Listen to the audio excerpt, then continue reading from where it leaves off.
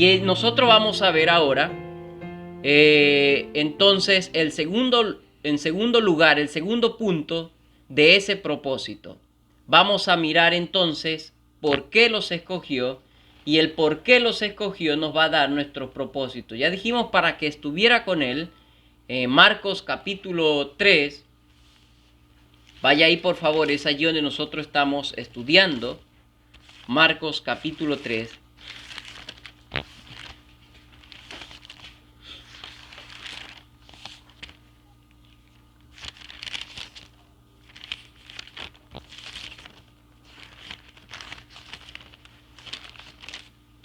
Note lo que nos dice en Marcos 3, el verso 14.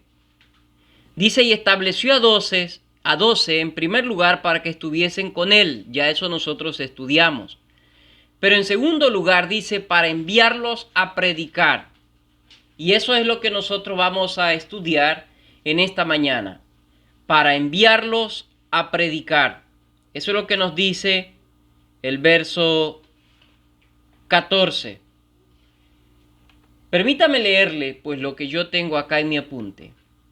Como es característico en todo buen maestro, mis hermanos, preparar bien a sus alumnos antes de mandarlos a alguna misión. No es normal que un buen maestro tome alumnos, tome personas para darle una misión y no les enseñe bien. El Señor Jesucristo los preparó bien. Solo los tiranos, mis hermanos, mandan a sus discípulos mal instruidos a ser presa fácil del enemigo. Así que el Señor Jesucristo, antes de enviarlos, los preparó bien. Y los enemigos del Evangelio son poderosos. Pero ya nosotros vimos varios aspectos, varias actitudes, varias formas del enemigo del Evangelio y que estos enemigos del Evangelio eran implacables. Así que nosotros miramos algo sobre estos enemigos, hablando no solamente de los hombres que van en contra de los principios bíblicos, sino también hablando de Satanás, que es muy fuerte y poderoso, y también los demonios, el sistema, el mundo, son poderosos y ellos son enemigos del Evangelio, y para que Cristo mande a sus apóstoles a ese campo, era necesario que vayan bien instruidos, bien preparados. Estos hombres fueron escogidos para ser guiados directamente por Cristo. Y cuando Cristo partió, estos hombres fueron llenos del Espíritu Santo para llevar a cabo la misión que Él les había encomendado. Por lo tanto, estos hombres no estaban solos. Nunca estuvieron solos desde que fueron llamados. Al inicio estuvieron acompañados de la misma presencia del Señor Jesucristo. Y en segundo lugar, y después cuando Cristo partió, ellos fueron embestidos con el Espíritu Santo de Dios. Pero deberíamos entonces nosotros preguntarnos, ¿cuál es el momento crucial? ¿Cuál es el momento célebre en el cual los apóstoles fueron enviados ya por el Señor Jesucristo? Permítame responder aquello. Estamos diciendo de mi punto número 2, o del literal B, del tercer punto. Estamos viendo cuál es ese momento cuando Cristo envía oficialmente a los apóstoles. No podemos trazar, mis hermanos, de manera exacta aquel momento oficial cuando los apóstoles son enviados, en el cual Cristo les comisiona. Pero podríamos decir que el momento más claro que encontramos en la Biblia, donde vemos aquella encomienda, es en la Gran Comisión. No se olviden que cuando el Señor Jesucristo ya resucitó de entre los muertos, que el Señor Jesucristo ya venció la muerte y el pecado, faltaba algo todavía, faltaba la resurrección. Estaban desalentados los apóstoles, los discípulos, porque pensaban que Cristo había fallado en su mensaje y estaban alarmados, asustados. Estaba de todo, tenían un tema ahí sentimental entre ellos, ¿no? Pero entonces nosotros vemos que Cristo aparece a muchos A más de 500, dice el apóstol Pablo en 1 Corintios capítulo 15, les apareció el Señor Jesús, pero aquí le aparece a los suyos, a ese círculo cercano, a ese círculo, a esa persona más íntima, a los apóstoles. Y cuando Él les aparece es que les da la gran comisión. Es entonces allí donde nosotros podemos trazar la encomienda formal que Cristo le da a los apóstoles. Mateo 28, 18 al 20 dice lo siguiente, permítame leerles. Y Jesús se acercó y les habló diciendo: Toda potestad me es dada en el cielo y en la tierra. Por tanto, id y haced discípulos a todas las naciones, bautizándoles en el nombre del Padre, del Hijo y del Espíritu Santo, enseñándoles que guarden todas las cosas que os he mandado, y he aquí yo estoy con vosotros todos los días hasta el fin del mundo. Este es un tema muy amplio, un tema muy profundo, lo que nos muestra aquí la gran comisión. Pero sigamos en nuestro tema. Estamos distinguiendo el momento en el cual fueron enviados los apóstoles. Esto no quiere decir, mis hermanos, cuando trazamos aquí el inicio ya oficial de su envío, de su encomienda, esto no quiere decir que antes los apóstoles no predicaron el evangelio, de ninguna manera. Claro que sí lo hicieron. Es más, el mismo evangelio de Marcos 6, del 7 al 13, nos registra que el Señor Jesucristo los envió de dos en dos y que queden posando en una casa y que cuando sean rechazados ellos sacudan el polvo de sus pies en señal de un rechazo que ellos habían hecho. Pero estamos tratando de encontrar ese momento. No estamos diciendo que no predicaron antes. Lo que estamos es tratando de encontrar ese momento en el cual ellos reciban de manera oficial y total ministerio. Y lo encontramos en la Gran Comisión. Es allí entonces donde nosotros encontramos el momento de la encomienda oficial. Pero ¿por qué fue allí? ¿Por qué en la Gran Comisión? Ya dijimos que antes ellos habían hecho muchas predicaciones ya, pero permítame citar brevemente por qué fue necesario hacerlo en la Gran Comisión. En primer lugar, porque fue después de su muerte que el Señor Jesucristo fue glorificado y recibió todo dominio y potestad. Por eso fue necesario en ese momento. Porque fue después de vencer la muerte y el pecado que, según Colosenses nos dice, que le fue entregado todo reino, todo imperio y toda potestad. Las recompensas de Cristo las recibió después de la resurrección, cuando venció la muerte y el pecado. Así que por eso fue necesario que ellos sean encomendados ya con la autoridad de un rey, esperando nada más sentarse en el trono. Pero en segundo lugar, fue allí consumada su obra de rescate. Note que si alguien creía en Cristo, con un Cristo muerto no hay victoria. Así que cuando ya Cristo resucitó entre los muertos, fue consumada su obra de rescate, que tenía que ver con venir a la tierra, tenía que ver con ser llevado a la cruz del Calvario, pero tenía que ver con la resurrección. Por lo tanto, el evangelio solamente con un Cristo muerto no es un evangelio completo. Necesitamos hablar de un evangelio completo con respecto a la muerte, sepultura y resurrección de Cristo. Así que fue importante que ellos sean encomendados en primer lugar, dijimos, porque se le entregó el imperio. En segundo lugar, porque ya estaba ahí consumada la obra de Cristo Jesús. Pero en tercer lugar, fueron confirmados sus corazones de que Él era el Cristo. Fue después de la resurrección donde ya se quitaron todos los temores en los apóstoles porque habían duda en ellos. Porque aún no lo habían visto a su maestro, aquel elocuente, aquel gran hombre, aquel inigualable. Aunque había hecho todo eso extraordinario y todo eso grande, aún no había resucitado de entre los muertos y entonces ellos todavía tenían disturbios en su mente y en sus corazones.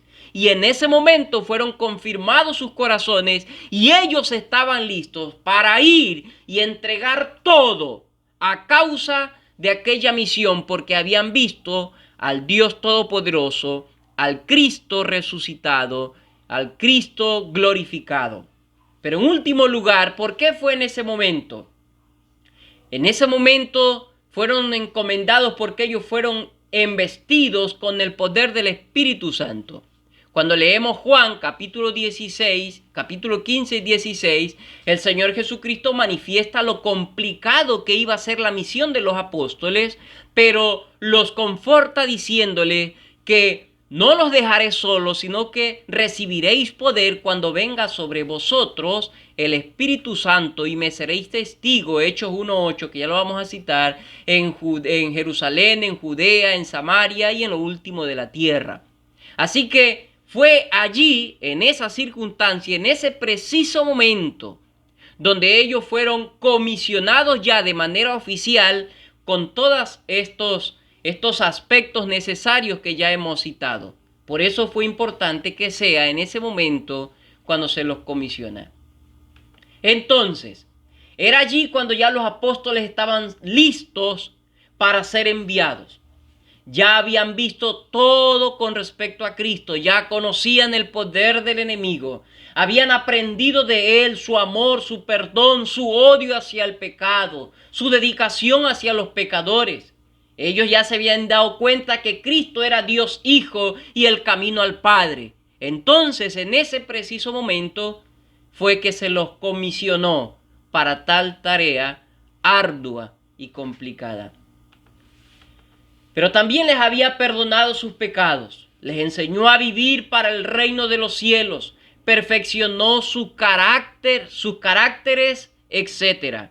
Así que todo este tiempo que pasó antes de ser oficialmente comisionados, enviados, sirvió para que ellos puedan ver la grandeza del reino de los cielos y para que puedan ver su bajeza y para que puedan pulir su carácter en la presencia de Cristo con la palabra de Cristo Jesús. Así que, de mi punto número 2, de para qué fueron llamados o por qué fueron llamados, estamos diciendo que fueron llamados para ser enviados, pero estamos trazando e identificando el momento en el cual fueron enviados, y ya dijimos que fue en la gran comisión. Pero en segundo lugar, ¿para qué fueron enviados? Fueron enviados para llevar el mensaje de la predicación. Ellos tenían que predicar, por lo tanto se convertirían en predicadores. Predicar era llevar un mensaje y predicador es aquel que lleva un mensaje. Un predicador específicamente es alguien que comunica un mensaje a una comunidad, a una persona, a una etnia, a una nación. Entre estos hay falsos predicadores y verdaderos predicadores, pero aún los falsos no dejan de ser predicadores porque comunican un mensaje falso. Lógicamente que cuando nosotros hablamos de los apóstoles, mis queridos hermanos y amigos, no estamos hablando de un mensaje falso, sino de un mensaje verdadero.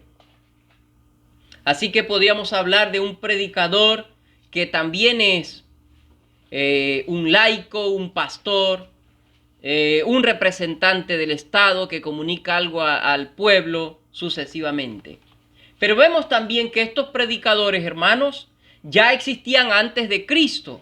Por ejemplo, Noé fue un predicador del juicio. Se venía un diluvio y Noé estaba predicando a la nación, a las personas de aquel entonces. Jonás también lo hizo. Jonás fue un predicador en Nínive, predicando el arrepentimiento para perdón de pecados. Y los profetas también eran predicadores, aunque ellos eran predicadores en un sentido más amplio, no en un término específico, sino que los profetas también eran predicadores en un aspecto amplio. Pero, ¿qué es lo que tenían que predicar ya siendo más precisos? ¿Qué es lo que tenían que predicar los apóstoles? Ellos tenían que predicar. Ya dijimos que los apóstoles eran predicadores, que era predicar, la predicación, pero estamos viendo qué es lo que ellos tenían que predicar. Ellos tenían que predicar, pero no era lo que mejor les pareciera entregarle a la gente, o no era según la necesidad de la gente, sino que ellos tenían que predicar las palabras de Cristo. Lo que Cristo les había enseñado, eso es lo que ellos tenían que predicar. A lo cual lo resumimos como el Evangelio. ¿Ve? Ellos tenían que predicar las palabras de Cristo, y las palabras de Cristo es el Evangelio. ¿Qué es el Evangelio? Es lo que debíamos preguntarnos entonces nosotros. El Evangelio son las buenas nuevas, las buenas noticias. El Señor Jesús lo resumió como el reino de los cielos se ha acercado, según Marcos capítulo 1, versos 14 y 15. Él dice que el reino de los cielos se había acercado. Por lo tanto, el Evangelio es el reino de los cielos a disposición de los hombres por medio del Señor Jesucristo. Eso sería una buena definición del Evangelio. El Evangelio es el reino de los cielos cerca de los hombres o al alcance de los hombres por medio del Señor Jesucristo. Y esa es la buena noticia. Bien podríamos mirar el Evangelio, hermanos amados, como un todo. ¿Ve? Cuando nosotros miramos el Evangelio, podríamos mirar el Evangelio como un todo. Y permítame poner un ejemplo. Por ejemplo, podríamos mirar el Evangelio como cuando nosotros miramos desde la parte de afuera una casa. O de la misma manera cuando miramos físicamente a un vehículo. ¿Ve? Así podríamos ver el Evangelio. Pero al desintegrarlos para estudiarlos, nos daríamos cuenta que contienen varios elementos. Por ejemplo, si nosotros desintegramos una casa, nos damos cuenta que hay columnas, nos damos cuenta que hay paredes, nos damos cuenta que hay ventanas, nos damos cuenta que hay puertas, nos damos cuenta que hay relleno, muchas otras cosas. Al desintegrar una casa, podríamos estudiarla y considerar varios elementos. De la misma manera, en un vehículo, uno dice, ese es tal vehículo. Pero al desintegrar ese vehículo, nos daríamos cuenta que varios elementos conforman ese vehículo. ¿Ve? Entonces el vehículo tiene motor, tiene las ruedas y otros elementos. De la misma manera el Evangelio mirándolo desde afuera, decimos, este es el Evangelio como un todo. Pero cuando lo miramos, nos daríamos cuenta, o lo desintegramos, nos daríamos cuenta que el Evangelio está compuesto de varios elementos. Ahora, présteme atención a lo que voy a decir.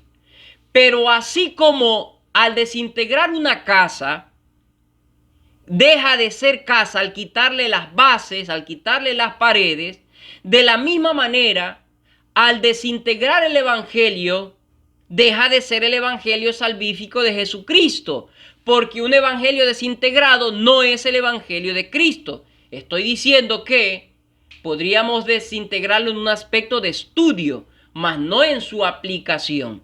¿Ve? Cuando alguien dice que predica el Evangelio y no predica de la fe, entonces está desintegrando un elemento del Evangelio y el Evangelio deja de ser Evangelio salvífico.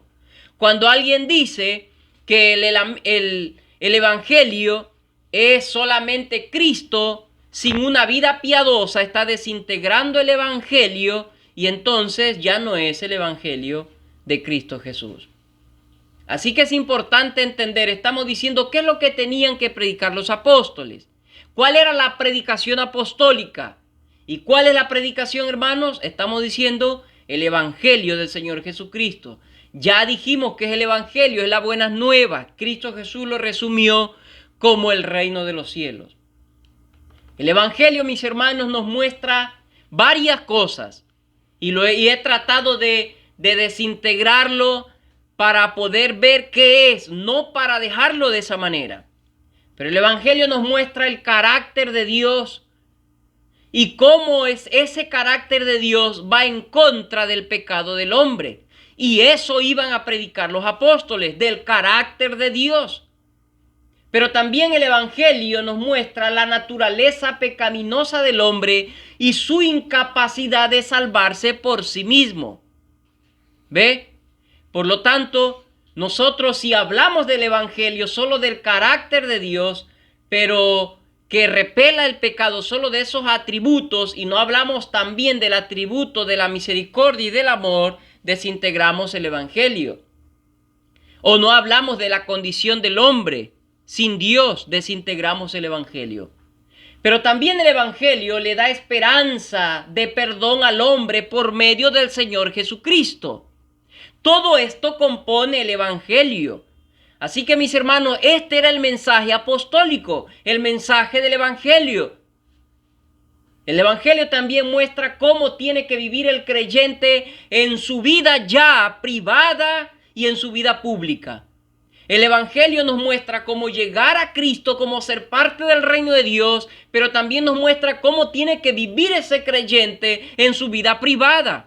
Cómo tiene que vivir ese creyente como esposo, como esposa, como hijo, como hija, como ciudadano. Eso en un aspecto privado. El Evangelio nos muestra todo esto. Pero también el Evangelio nos muestra cómo hay que conducirse en la casa de Dios, en la iglesia, cuando estamos congregados como pueblo de Dios.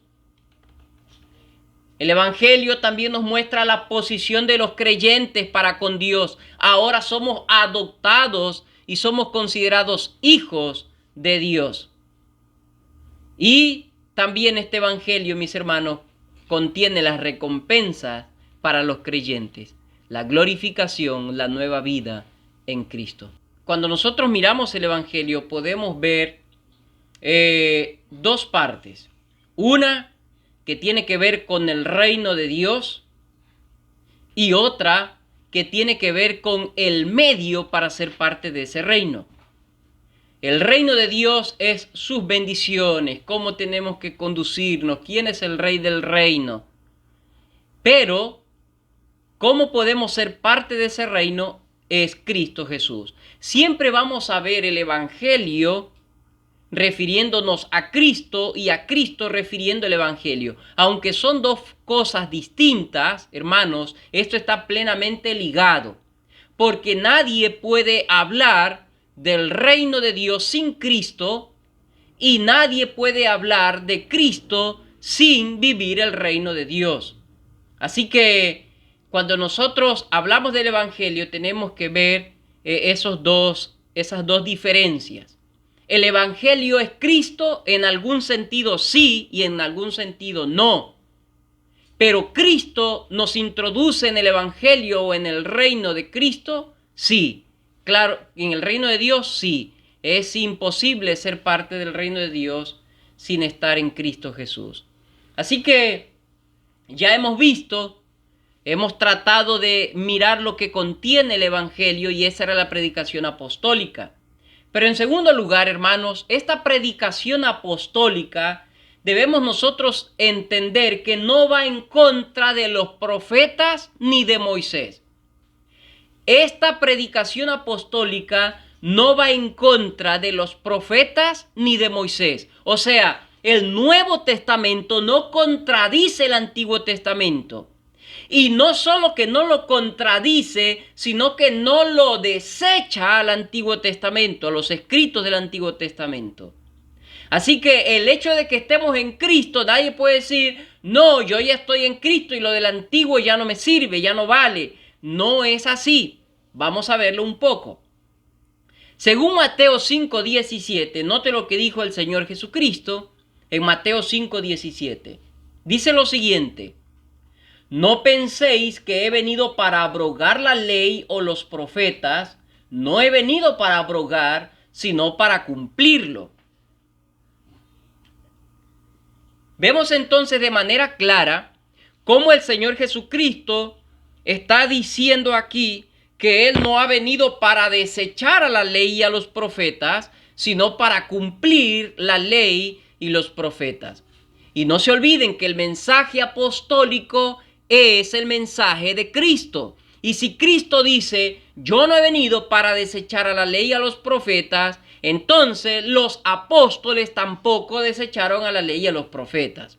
Estamos diciendo que la predicación apostólica no va en contra de Moisés y de los profetas. Pero en Gálatas 3:17 dice, esto pues digo, el pacto previamente ratificado por Dios para con Cristo, la ley que vino 430 años después, no lo abroga el pacto.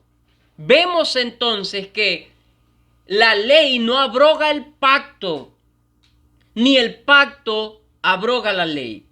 Lo que estamos diciendo es que el mensaje o predicación de Cristo, hermanos, y luego dado a los apóstoles, no se oponía al mensaje del Antiguo Testamento.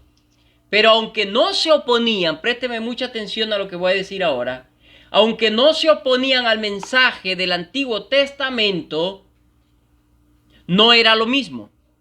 ¿En qué sentido no era lo mismo? Permítame explicarle. Los antiguos caminaban por fe en lo que sería el Evangelio, hermanos. Y lo hacían por medio de sombras y tipos. Pero el Evangelio neotestamentario era el cumplimiento de aquellas sombras y tipos. ¿Ve?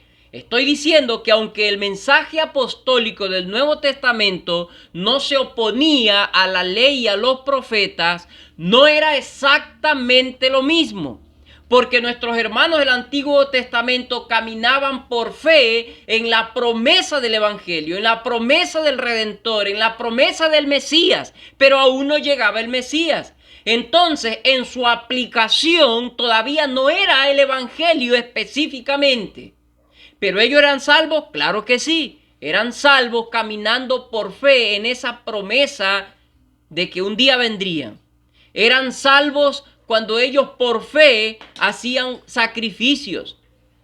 ¿Ve? Entonces, sí eran salvos por fe, pero no es exactamente la misma aplicación, ya que en el Antiguo Testamento no tenemos todavía la personificación del Señor Jesucristo. Así que el Evangelio Nuevo Testamentario era el cumplimiento de aquellas sombras y tipos. Miremos por favor lo que dice Lucas 24:27. Lucas 24:27 dice lo siguiente. Y comenzando desde Moisés y siguiendo por todos los profetas, les declaraba en todas las escrituras lo que de él decían. Note, Esteban partió para predicar de Cristo desde el inicio, desde el Génesis. Pedro partió en su sermón Hechos capítulo 2 para predicar de Cristo desde los antiguos. Así que el Antiguo Testamento no se contradice al Nuevo, como lamentablemente lo dicen algunos, como lamentablemente los profesan muchos. Así que este Evangelio del Nuevo Testamento no va en contra del Antiguo Testamento, sino que es el cumplimiento de las promesas en el Antiguo Testamento. Pero para ir sellando, hermanos, también debemos entender, según el verso 15, que el Señor Jesucristo a los apóstoles, estamos viendo qué es lo que ellos iban a predicar. Ya dijimos que es el Evangelio, vimos varias características de este Evangelio, vimos que este Evangelio no va en contra del Antiguo Testamento, de la ley y los profetas. Pero en tercer lugar vamos a ver de los propósitos que también les dio poder sobrenatural. Note Marcos 3:15 dice, y que tuviesen autoridad para sanar enfermedades y para echar fuera demonios. ¿Ve? Entonces Cristo les dio poder sobrenatural a los apóstoles para sanar y para echar fuera demonios y para hablar en lenguas y para muchas otras cosas que no cita aquí.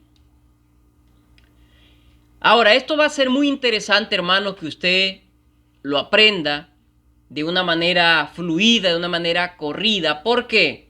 Porque estamos viviendo tiempos en los cuales se promueve este tipo de prácticas todavía. El Espíritu Santo iba a obrar en los apóstoles, mis hermanos, de una manera especial. Tendrían los dones extraordinarios los apóstoles. Esta operación del Espíritu se haría solamente con los apóstoles y tenía propósitos específicos. la forma de cómo iba a operar el Espíritu Santo de manera extraordinaria iba a ser en primer lugar solamente con los apóstoles y tenía propósitos específicos con ellos, ¿sí? Pero todos estos propósitos corresponden a un propósito mayor o principal, que es la predicación del Evangelio. Ellos serían enviados a un campo muy hostil, mentes muy oscuras, depravadas. Y las personas tenían que saber que aunque estos hombres eran comunes, hablando de los apóstoles, no eran cualquier hombres al mismo tiempo.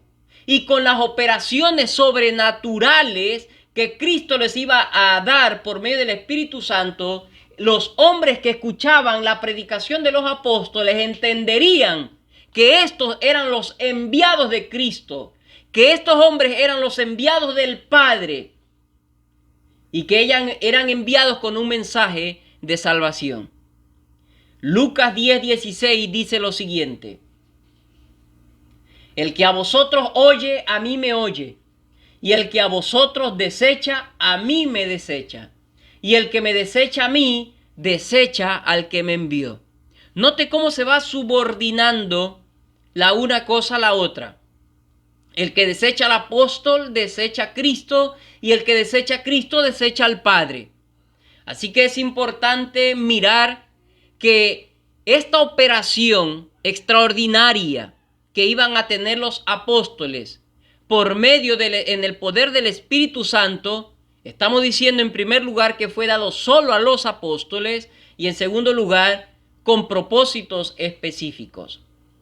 Así que hoy se dice que mucha gente que le pone la mano, se dice de mucha gente que tienen poder y autoridad para sanar a otros, pues vamos a dejar claro ahora por medio de la Escritura. El primer propósito por lo cual fue dado entonces tiene que ver con la expansión del Evangelio. En primer lugar, tenía que ver con la expansión del Evangelio. Cuando nosotros miramos Hechos 1:18, el Señor ahí hablando los apóstoles sobre el mandato de Cristo, dice: y recibiréis poder cuando haya venido sobre vosotros el Espíritu Santo. Y ese poder era ¿para qué? Y me seréis testigos en Jerusalén, en toda Judea, en Samaria y hasta lo último de la tierra. Así que cuando miramos por qué fue dado esto sobrenatural, en primer lugar estamos viendo que tenía que ver con la expansión del Evangelio. Si vamos al libro de Primera los Corintios, capítulo 1, el apóstol Pablo va a decir que los griegos piden ciencia o sabiduría y los judíos piden señales. Así que los apóstoles tenían que estar aptos, listos y preparados para ir a ese campo, para suplir esa demanda, para ser muy instruidos en la palabra a tal punto que toda ciencia sea estorbada y sea entendida en el Evangelio. Y aun con esto yo no estoy diciendo que todos los que escuchaban el Evangelio, todos los griegos muy elocuentes, muy inteligentes al escuchar el Evangelio eran creyentes, no digo eso. Lo que digo es que aún los griegos quedaban sin excusas al escuchar de una manera sobrenatural la operación o la predicación, la operación del Espíritu Santo en la predicación de los apóstoles. Pero también los judíos querían señales. Bueno, tú dices que vienes en el nombre de Dios, muéstrame con las señales. Las señales que Dios nos hizo a nosotros cuando nos sacó de Egipto. Abre esto, hazlo de aquí, hazlo de allá. Entonces ellos estaban listos para mostrarles aún a los judíos que ellos sí eran enviados por Dios. Así como Moisés tenía una señal, que era la vara en su mano, que hacía muchas cosas y trajo las plagas, de la misma manera los apóstoles tenían que hacer señales de que eran enviados del Dios Todopoderoso. Podemos ver entonces, mis hermanos, cómo esto se va logrando de alcanzar a las poblaciones con el Evangelio por medio de la predicación apostólica. En Hechos 7 nosotros vemos cómo Felipe está en Samaria. ¿Ve? Y ahí Felipe se acerca al eunuco y empieza a predicarle el evangelio. Ya vemos cómo los apóstoles empiezan a dispersarse por diferentes lugares y a cumplir aquello que Dios les había dicho, que Cristo les había dicho, que iban a ser testigos. Dios levanta una gran persecución en medio de la en el medio del seno de la iglesia apostólica para que ellos salgan y empiecen a comunicar las buenas nuevas. Luego también vemos por la conversión de Saulo cómo avanza el evangelio. Saulo es enviado por diferentes lugares llevando el evangelio.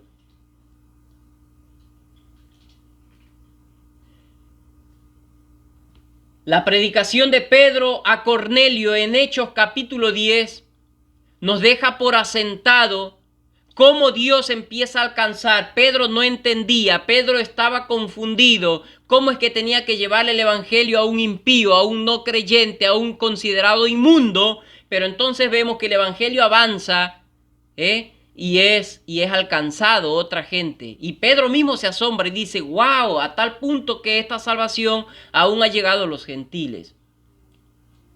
Pero también en Hechos capítulo 15 vemos en aquel concilio cómo se está dando, en ese concilio de Hechos capítulo 15, cómo se está dando un informe de cómo el evangelio había crecido y cómo muchos habían sido alcanzados.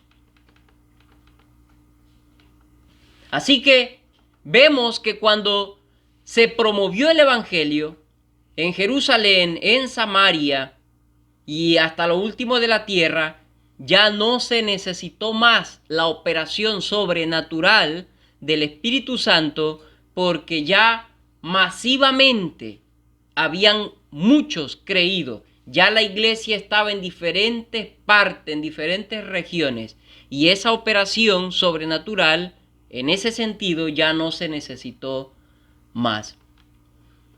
Pero en segundo lugar, el segundo propósito por el cual fue dado esta operación sobrenatural, porque los apóstoles pondrían las bases de la iglesia. Todo lo que era y sería la iglesia, Cristo lo manifestó a los apóstoles, mis queridos hermanos, para que ellos lo manifestasen y lo dejen por asentado en la palabra de Dios o la Biblia, para que todos los que iban a creer lo hagan por medio del mensaje apostólico y que la vida cristiana se la lleve según el mensaje de estos hombres y que la iglesia sea conducida y llegue a la madurez según el mensaje de Cristo entregado a los apóstoles. Así que estamos diciendo que hay ahora dos propósitos por el cual Cristo llenó de poder a los apóstoles. Una, para lograr la evangelización en todo el mundo,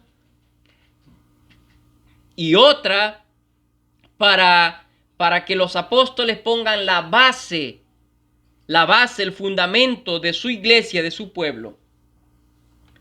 En Efesios 2:19, mis hermanos, dice lo siguiente: así que ya no sois extranjeros ni advenedizos, sino conciudadanos de los santos y miembros de la familia de Dios, edificados sobre el fundamento de los apóstoles y profetas, siendo la principal piedra del ángulo Jesucristo mismo, en quien todo el edificio bien coordinado va creciendo para ser un templo santo en el Señor. Note entonces lo que está citando el apóstol Pablo. El apóstol Pablo está diciendo que debemos ser edificados o sobreedificados en el fundamento apostólico. ¿Ve? Y el fundamento apostólico es Cristo, no son los apóstoles, es Cristo mismo. Entonces, ellos fueron embestidos de poder sobrenatural con el Espíritu Santo, una operación extraordinaria del Espíritu Santo. ¿Para qué? Para que los apóstoles puedan poner de manera sólida, de manera segura, de manera confiable el fundamento. Mis hermanos, no hay más fundamento para la iglesia. La iglesia no puede poner otro fundamento que el que ya está puesto, que es Cristo y su enseñanza o la enseñanza apostólica. La iglesia no puede tener dos fundamentos porque ni una casa tiene dos fundamentos. Ni un edificio tiene dos fundamentos, dos bases. Toda casa, todo edificio tiene una sola base, tiene un solo fundamento. Y el fundamento de la iglesia es el fundamento de Cristo que fue entregado a los apóstoles. También podríamos decir el fundamento apostólico. El verso 22 dice: en quien vosotros también sois juntamente edificados para morada de Dios en el Espíritu. Y Hechos 2:42 dice: y perseveraban en la doctrina de los apóstoles. Así que estamos diciendo, ¿por qué razón los apóstoles fueron investidos de ese poder? Ya dijimos, en primer lugar, para alcanzar a las comunidades con el evangelio en un ambiente hostil y perverso. Y en segundo lugar estamos diciendo porque ellos iban a poner las bases de la iglesia sobre la cual iba a edificar la iglesia. Por lo tanto, esta operación, hermanos, especial del Espíritu Santo sirvió en los apóstoles para poner las bases de la manera perfecta. ¿Ve? Y nadie puede poner otro fundamento que el que ya está puesto, porque nadie ha sido guiado de esta manera sobrenatural por el Espíritu Santo de Dios en ese sentido para decir, declarar, establecer el reino de Dios y cómo ser parte de ese reino y cómo ser edificados, que el fundamento que ya ha sido puesto. En tercer lugar, hablando de por qué fueron llenos de este poder, ellos cerrarían el canon bíblico, hablando de los apóstoles. Quienes finalmente cerrarían toda la revelación que Dios ha querido mostrarle a los hombres, hermanos, serían los apóstoles. Y para cerrar el canon bíblico con broche de oro, para decir qué es lo que realmente corresponde a la palabra de Dios en una manera total, entonces ellos necesitaban ser guiados de una manera sobrenatural por el Espíritu Santo de Dios. Ellos necesitaban ser guiados de manera especial. Esta palabra, la palabra de Dios, la Biblia, que fue sellada con los escritos apostólicos, específicamente el apóstol Juan, escribiendo el último libro de la Biblia, que es el Apocalipsis. Esta palabra necesitaba ser escrita por hombres guiados de esa manera, como los apóstoles, para que entonces sea la palabra perfecta de Dios, para que sea la palabra inerrante, para que sea la palabra segura y eterna. Fue escrita por los apóstoles guiados por el Espíritu Santo y es la única palabra que da un entendimiento claro de quién es Dios y de la condición del hombre sin Dios. Es la única palabra que también nos habla del reino eterno y también del juicio eterno. Y entonces, para dejar por asentado, plasmado, culminado, terminado esto, los apóstoles tenían que ser embestidos con la operación sobrenatural del Espíritu Santo de Dios en ellos. Así que en 2 Timoteo 3:16, note lo que dice: toda la escritura es inspirada por Dios y útil para enseñar, para redarguir, para corregir, para instruir en justicia, a fin de que el hombre de Dios sea perfecto, enteramente preparado para toda buena obra. Pero también 2 de Pedro 1:21 dice: porque nunca la profecía fue traída por voluntad humana, sino que los santos hombres de Dios hablaron siendo inspirados por el Espíritu Santo. Vemos entonces mi tercer propósito que estoy enseñándoles, por lo cual los apóstoles fueron embestidos de manera sobrenatural con el Espíritu Santo. Ya dijimos por la predicación, ya dijimos porque pondrían las bases de la iglesia, y estamos diciendo en tercer lugar porque ellos cerrarían el canon bíblico. Cuando usamos la palabra, hermanos, la palabra canon, la usamos para decir que no ha habido y no habrá otra palabra que nos hable de Dios de manera perfecta, como la ley, los salmos, los profetas y los escritos apostólicos. Cuando hablamos de la palabra canon, nos estamos refiriendo que solo los libros que encontramos en la Biblia son los libros inspirados por Dios, y ella es la única que se interpreta por sí misma. Cuando decimos que es inerrante, perfecta, segura, estamos diciendo que ni un escrito está a la altura de la palabra de Dios. Ni siquiera los credos, ni siquiera las confesiones, ni siquiera los catecismos, aunque son buenos y necesarios, nada, ni un escrito está por encima ni a la par de la palabra de Dios. Así que por eso ellos fueron investidos de poder. Hermanos amados, ni siquiera sueños, ni supuestas revelaciones que hoy en día profesan muchos hombres, por más fidedigno que pudiera parecer este sueño o revelación, esto no tiene la misma importancia ni el mismo valor, ni sirve para guiar nuestras vidas, porque son cosas de hombres y no cosas de Dios.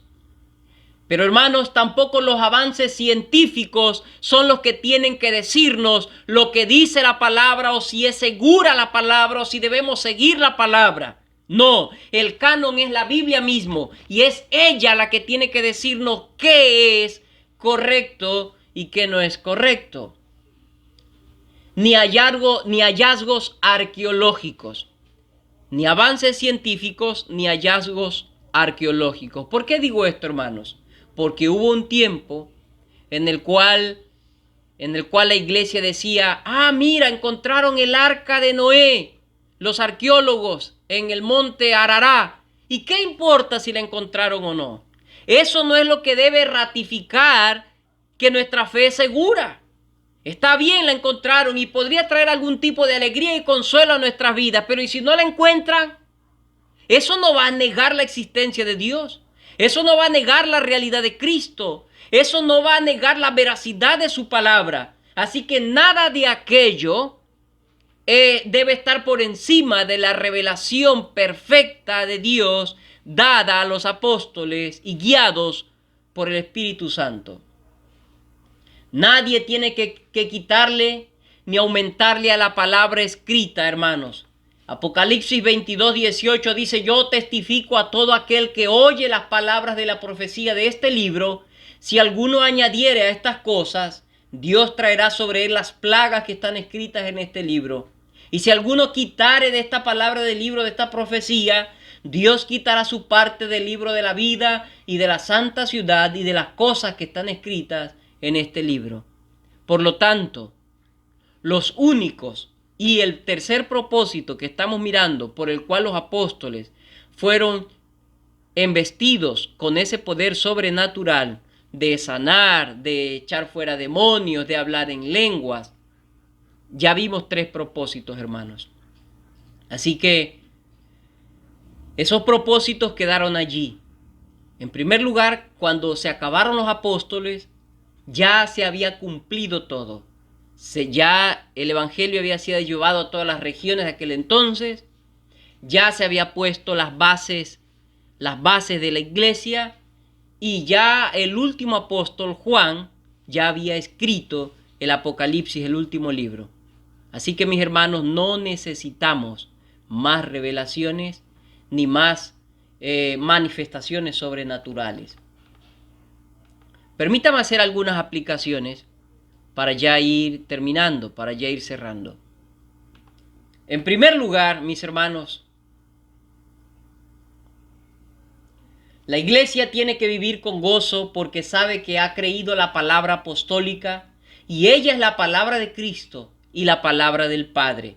Y si usted, mi hermano, ha creído en esa palabra apostólica, que es la palabra de Cristo y la palabra del Padre, estamos plenamente seguros de que hemos sido salvos. Porque la palabra apostólica nos habla de Cristo, nos habla del Evangelio, nos habla del único medio, la única forma de ser salvos.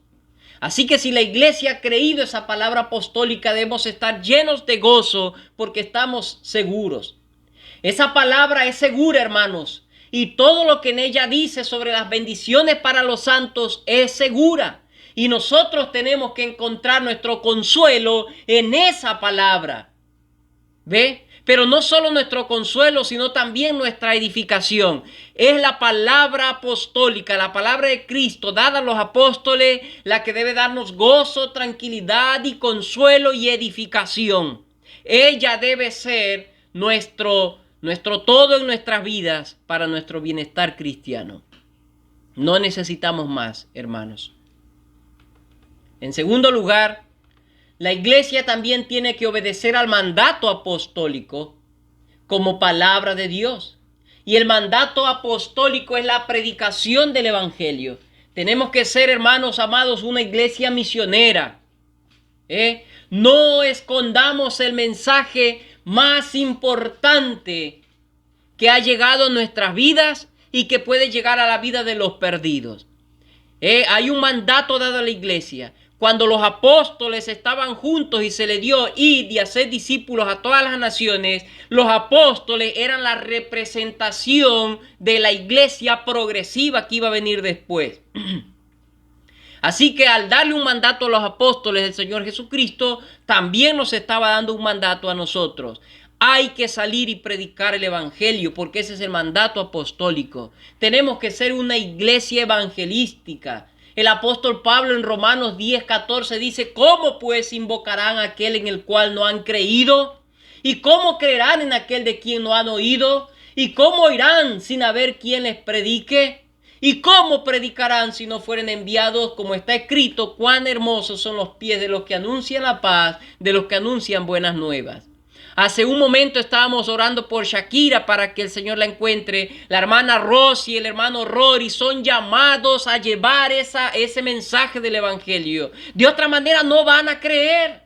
De otra manera no van a conocer, no van a ser regenerados.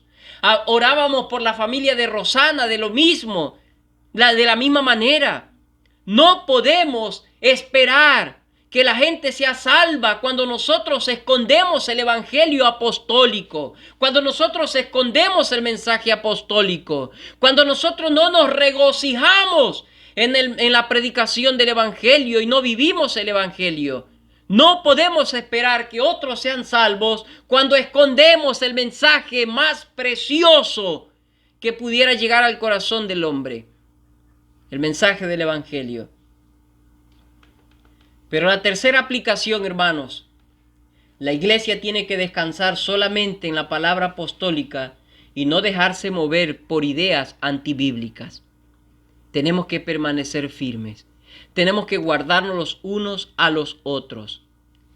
Debemos permear los límites de la iglesia para que cualquier ideología que no está de acorde a la enseñanza apostólica sea desechada y que podamos ser una iglesia que realmente manifiesta verdad, que realmente manifiesta piedad, que seamos, como lo dice Pablo a Timoteo, una columna y baluarte de la verdad. Así que para hacer aquello, hermanos, entonces necesitamos conocer más de la palabra para poder cuidar, para poder salvaguardar la iglesia y librarla de herejías y pensamientos errados. Bien, mis hermanos, permítame finalmente, después de hacer estas tres aplicaciones, de manera general, permítame citar un poco lo que dice aquí mismo en Marcos 3, Del 16 en adelante dice que cogió a Simón, a quien puso por sobrenombre Pedro, a Jacobo, hijo de Zebedeo, a Juan, hermano de Jacobo, a quienes apellidó Boanerges, esto es hijos del trueno, a Andrés, Felipe, Bartolomé, Mateo, Tomás, Jacobo, hijo de Alfeo, Tadeo, Simón el cananista y a Judas Iscariote, el que le iba a entregar. Hermanos, para ya terminar de una manera breve, no voy a citar las cualidades, voy a citar algunos desaciertos de estos hombres, para que nosotros veamos que entre el carácter apostólico también se identifica el carácter de la iglesia. Nosotros lo podemos ver a Pedro, un hombre impulsivo. Lo podemos ver a Pedro, un hombre sin tomar muchas medidas de precaución. Lo podemos ver a Pedro. Bueno, Pedro era posiblemente miembro de un grupo revolucionario, los celotes, que estaban en propósito de derrocar el gobierno romano. Por eso también era un hombre impulsivo. Podemos ver varios caracteres en estos hombres. Podemos verlo a Tomás, un hombre incrédulo. ¿Se acuerdan de Tomás?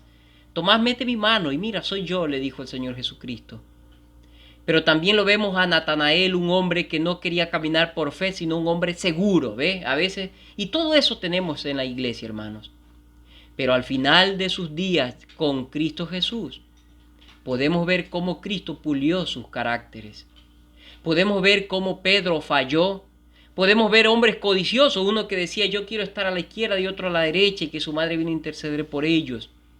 Ellos tenían muchas dudas, mucha confusión, muchos problemas y mucho pecado. Hermanos, así también es la iglesia del Señor. En la iglesia del Señor tenemos todo este tipo de personas, pero mientras más caminamos con Cristo, mientras más cerca estamos de Cristo, hermanos, el Señor va puliendo nuestro carácter y nos puede al final presentarnos de una manera pura delante del Dios Todopoderoso. De una manera ya madura, podemos crecer. Hay esperanza, hermanos. Si los apóstoles eran así y luego fueron confirmados sus caracteres, fueron confrontados sus pecados, se les dio otra oportunidad como a Pedro. Hermanos, también en nosotros.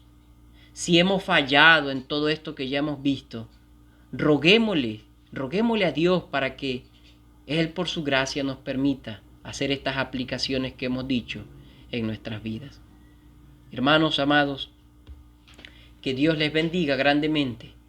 Gracias por su disposición, por su tiempo. Y aún nos resta día para seguir invirtiendo en el día del Señor, haciendo lo que nos corresponde. Gloria a Dios por su palabra, hermanos.